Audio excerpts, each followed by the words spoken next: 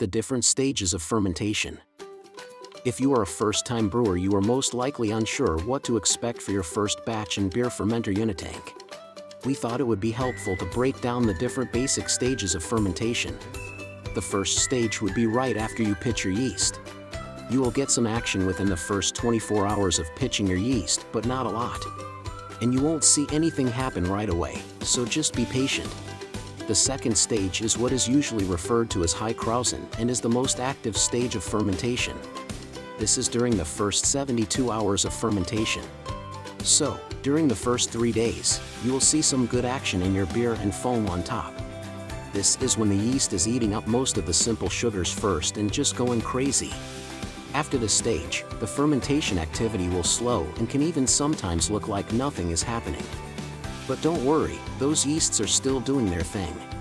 During this phase, they are breaking down more of the complex sugars, so they are not as active, but they are still fermenting away.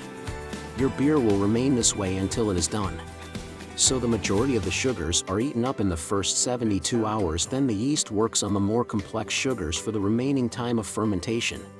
If you add fruit on day 10 of fermentation, the yeast will go crazy again and look like high krausen all over again. One more thing to keep in mind, the more fermentables you have in your beer, the more active of a fermentation you will have. So if you are brewing a big beer or something with fruit or added sugars, you will see a lot more active fermentation that you normally would.